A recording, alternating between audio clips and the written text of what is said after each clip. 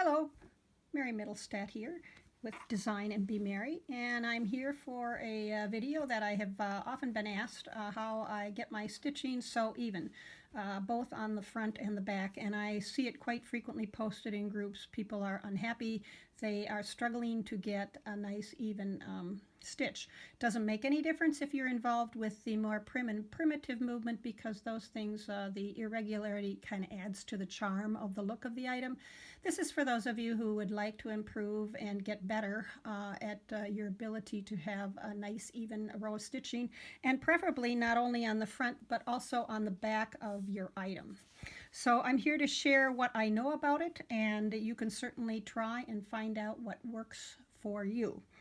It works for other stitches as well. You can figure out how to get nice even whip stitch with markings. You can also repeat motifs from one to the other, that they are all the same. And it also works very nicely for a beaded edge, which I have another video on, the beaded blanket stitch. You can also use some of the ideas for the idea of a nice back stitch or running stitch. And I have a lot of fun with cork lately, and you can see some of the stitches show up a little bit on here and how I go about doing that. A few other examples that I have are things like how do you get nice even stitches if you want to create a scallop blanket stitch or a scallop with the beads. And I even have on one of my patterns, actually that other one is part of the Art Nouveau pattern on my site, and this is another one again that gets you a nice little scallop look on my blooms in blue. So, and you also see the outside beaded, and how do I get those even? All right, so the first thing that we need to talk about is the most common way to remedy it is to basically use a piece of tape. And there's two ways to have your stitches even or uneven. Some people have difficulty getting them to be even this way. They will put, 3 stitches will fit in 1 inch and 4 in the next, so they get a little less space in between each one of these or more. And that's typical of just irregularity guessing, and you can see how that goes on the edge. The other type of irregularity is on the depth of the stitch. They go from having maybe in a 1/4 inch to slightly sagging down and back in, and the stitches are not the same depth. To solve the depth is very easy. Basically, all you need to do is apply a piece of tape, and then when you work right up to that depth. And this works. I've got an edge piece where both edges are cut, but it also works the same. You can also put a piece of tape on something like this, and just put your piece of tape along the edge and stitch, because you're stitching one piece down to another. That will help you, and it also helps with, you can also do the whip stitch. Your stitch will not go any depth. You can do you can obviously do a back stitch or a running stitch along that edge, and that will help. Now, to step that up, you can make marks on this tape, and you can actually buy tape. This is called tiger tape. It's available in some quilt stores and various online places. It's basically an already marked tape. And sometimes you can move the tape along. It's sticky enough that you can keep moving it along.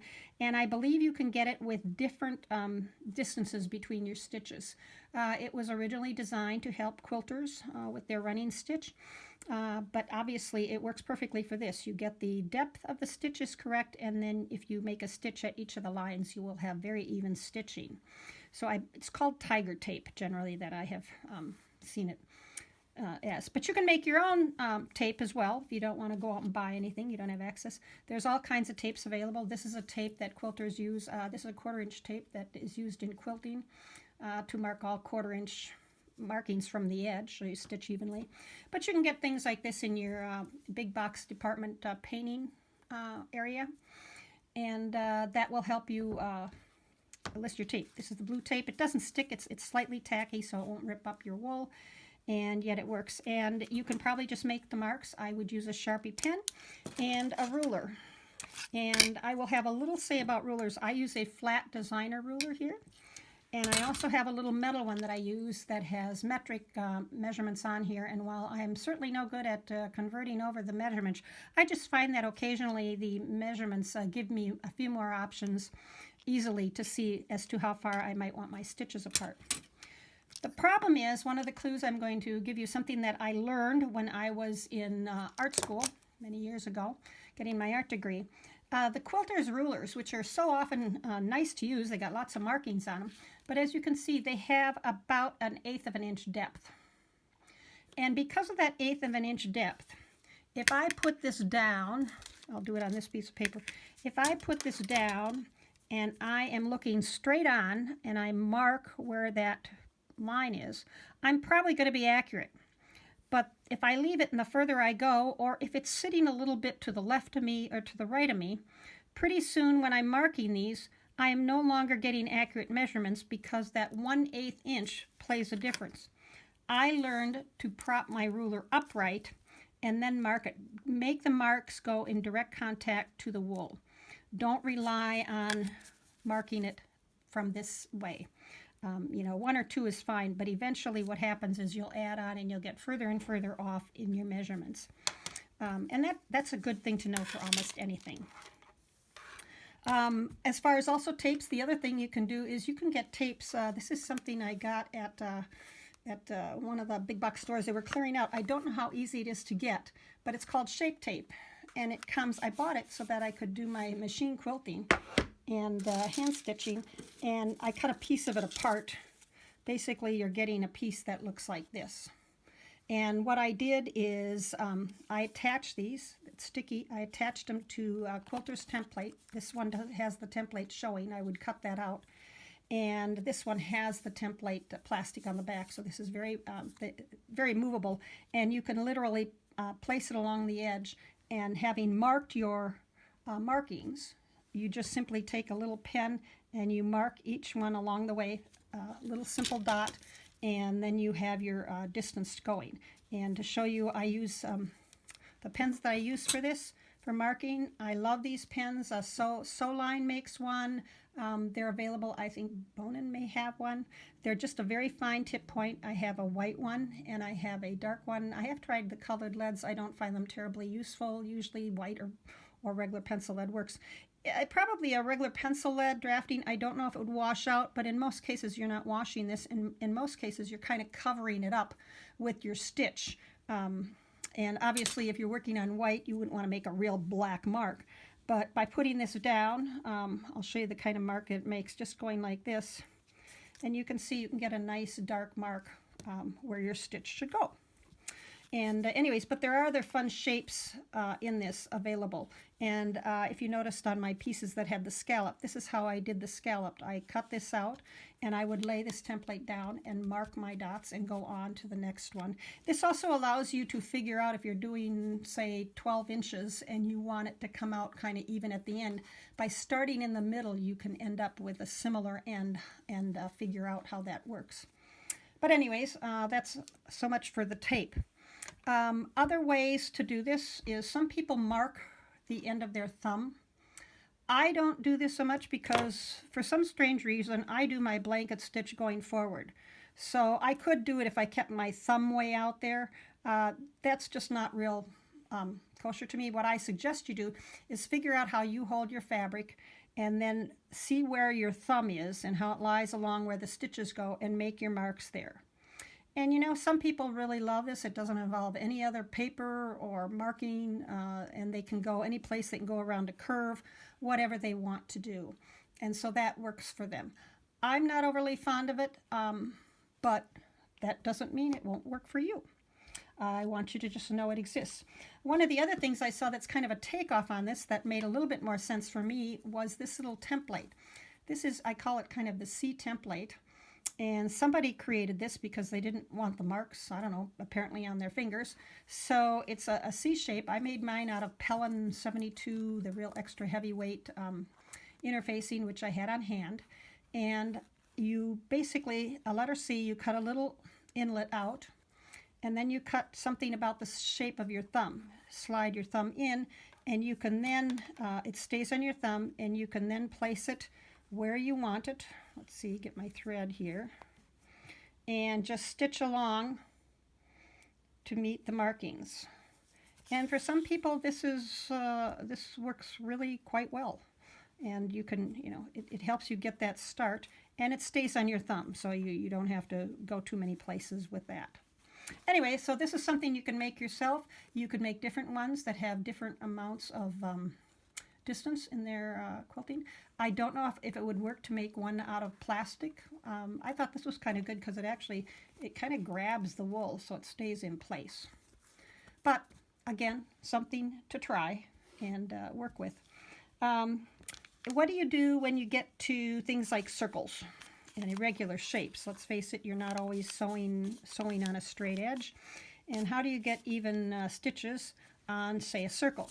One of the ways that you can kind of do this is if you're cutting your piece, either on an outside edge or on the inside, cut a piece of freezer paper. Draw your circle slightly smaller than the edge that you want to work around. And then fold that circle in half and keep folding it in half and draw your lines around it. And just keep drawing lines. I've drawn some lines that are closer together here, and I just didn't fill in the rest of these. So when you start your stitching, you're going to lay your needle where that line comes out and have it like that. It'll guide you. You don't even have to go all the way here. You can certainly make that. Now I could go to the next one. That's a pretty big gap for me. I could have drawn another line, or I can just visualize it. I know that my second one is going to be here, so I'm going to go halfway, come back here, and do that. Make sure when you stitch in a circle that your needle is always perpendicular to this point. In other words, it's not like this, and it's not like this. Make sure it's laying up against it. And you will be able to do that if you have this little template, because you can lay your needle down on the line you've drawn and slide it in, and you will be able to come out with the exact thing. And if you've drawn this, I'm not going all the way to the end. I could make an example is I could go all the way here and come out and make a very deep stitch and continue doing that around. And it's something you can press that, I've got it pinned here, but you could simply press that freezer paper on there. Another thing you could use is actually something like contact paper, sticky paper, or if you could get a really wide, depending upon how big, you could use a really wide piece of masking tape. The trouble is with tape, it's a little harder to draw your lines. The freezer paper is very easy to draw your lines. But you can see how that will keep you, it helps guide your needle to the right angle, and it helps you get your pieces all the way around. So that's a good thing to do with circles. And for the most part, this is not unlike, you can cut an irregular shape if you have a flower shape and you're doing a number of them. Just cut the inside of the template just slightly smaller, the depth of your stitch, and it will guide you within reason to have a fairly nice stitch as you go around that item, such as in this case, I would cut a piece that would be smaller in here, and then I would be able to stitch exactly, right to that piece so that the tracing paper would cover this. All right, so you've got that.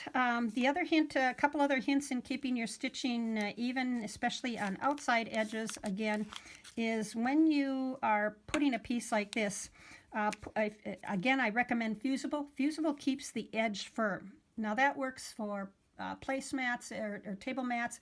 It works for mug rugs, ornaments. It doesn't work if something's going to be laundered frequently, and some people just simply like things very soft. Put fusible on the back of your top applique, and either, in some cases, you'll be putting it against a background, but if you're going to have an outside edge, put it in so that the outside edge is bigger, and then trim the outside edge so that this edge is even. And that will help keep your stitches evenly done, because when you go down, you want to pull and have this edge nicely along the middle of your 2 pieces of wool felt. And that may make a difference with how heavy your felt is. To show you how the difference, this is 2 pieces of Melton wood. You can see that this is well over 1/8 of an inch, on its way to almost being 1/4 of an inch. And if you look at this, I have this, and this is barely 1/8 of an inch. Both are 100% wool.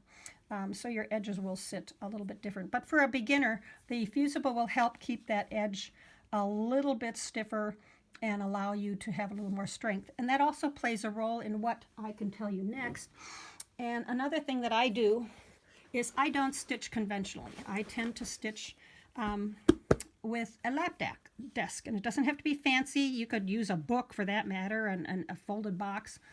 Anything. What that allows me to do, it allows me to sit my piece. I hang on to my piece, my one hand is on it, and again, this doesn't work for everything, so these are all methods you can try for different things.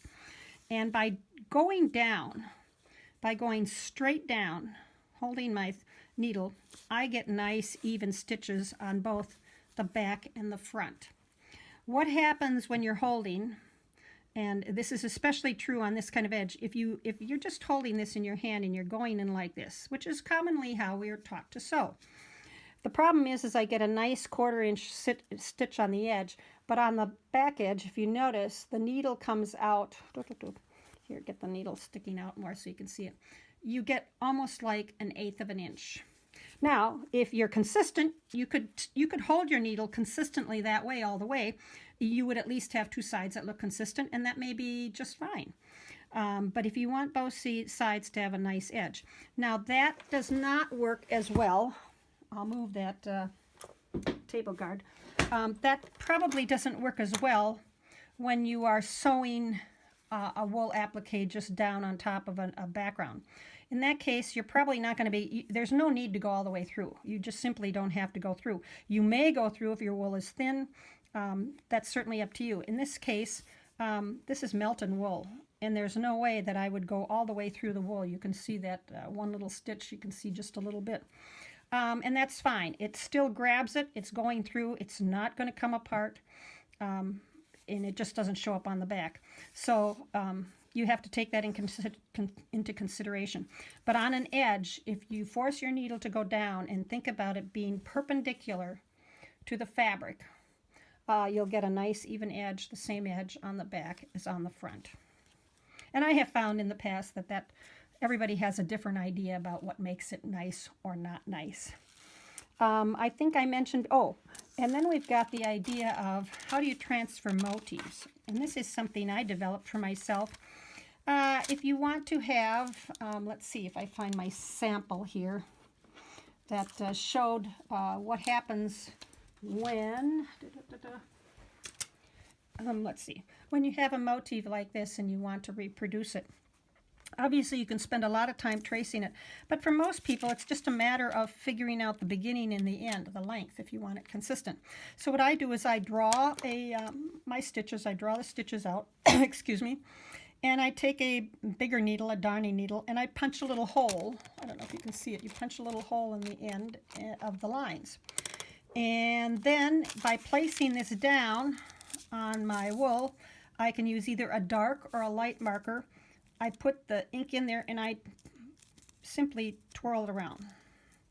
And you'll be surprised at the nice dark marks that you get. And if my mark is here, I then know my stitch will go from here to there, from here to there, and so on. I don't have to draw the whole thing. I just have a little tiny mark to work like that. I have used this technique for so many things. I have even marked lines of quilting where I've just put periodic darts, and then you kind of play connect the dots, and it gives you a way to guide for a line for, say, a stem stitch or outline stitch that you have. Hi there, excuse the break. Had a little technical breakdown, but anyways, a few more ideas, and what I was going to leave you with was a few ideas. Hopefully something here that I've told you will help some of you improve your stitching, or at least give you some things to try. One of the things that I did encourage, and something I learned in art school, is instead of thinking of this as a stitch, sometimes we get so caught up with thinking of this as a stitch, we forget to look at the shape that you're creating. And what you really need to do is think, in this case, I am creating kind of a rectangle. And you will probably be better able to have an even stitch if you think of it, in other words, where is the thread going to lay and what shape will it make, rather than thinking of it purely as a stitch. And that will sometimes help you. We were taught in art to not think of everything as an object, but to think of the other shapes. So it's something to try. And again, it may work for some of you better than for others. A few other things is if you're still struggling with evenness and it frustrates you, don't forget to choose your thread colors accordingly. If you choose a thread that is low contrast or similar, people will not see your stitches, and that can give you time, and over time you will get better if you keep trying and working with it. And the other thing is that, it's no fun. If you're not having fun doing this and worried about expectations, I guess sometimes we have to back off. I know of so few people who are happy with their work initially, and they usually come back in a few days and they don't notice the small errors or differences that they have made. So be kind to yourself and look at your creativity. And I think the best of us sometimes we're our own worst enemies. But hopefully I've given you a few hints and clues as to how to get more even stitches, and I hope you'll try it. Again, and one more thing I was going to say, if you're a beginner, don't be afraid to try wool felt. And you can go to my video on working with wool felt blends. They have very nice firm edges to work with, and that may be helpful. Anyways, I hope you will give some of these things a try and possibly find something that makes your stitching. Remember, practice eventually will result in more even stitching. Meanwhile, if you're wondering to see my work or any of my other items, I am a pattern designer, and you can contact me at www.designandbemerry.com. I'll be happy to have you visit my site. And until next time, keep stitching. Have a great day.